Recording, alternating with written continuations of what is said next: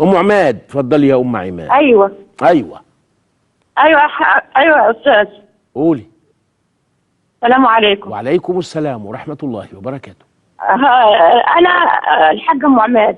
اهلا يا ستي. انا ابني توفى يوم 28/2 28 ومن ساعتها وانا ابني يمكن شفته في التلفزيون، الخرجه بتاعته كان بتاع رئيس وكاله الانباء، يمكن شفته في التلفزيون وخرجته، وانا من ساعتها ما شفتوش في الحلم، وانا من ساعتها ربنا اللي عليه.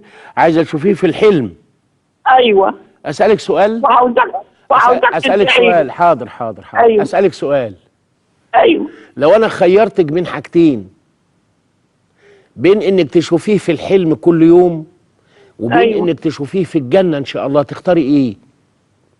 اختار الجنه. يبقى اصبري بقى، وهنيئا لك بها ان شاء الله يا رب.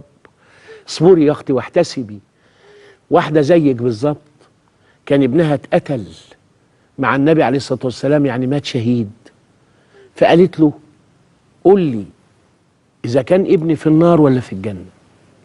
لو كان ابني في الجنه هصبر واحتسب، واذا كان في النار هشيل التراب فوق دماغي واقطع جيوبي والطم واعمل كده وانزل دم مشي. قال لها في جنه واحده، ابنك في جنات. فصبرت واحتسبت. عند ربهم يرزقون، احياء عند ربهم يرزقون، احياء في البقره ولكن لا تشعرون. واحتسابك يا اختي وصبرك انك انت ما تبقيش متضايقه، تزعلي الزعل وارد، وممكن عينيك تزرف الدمع وارد حتى لو اصابته شوكه، لكن ده يكون مستقر بالتسليم لربنا وانك تحمديه.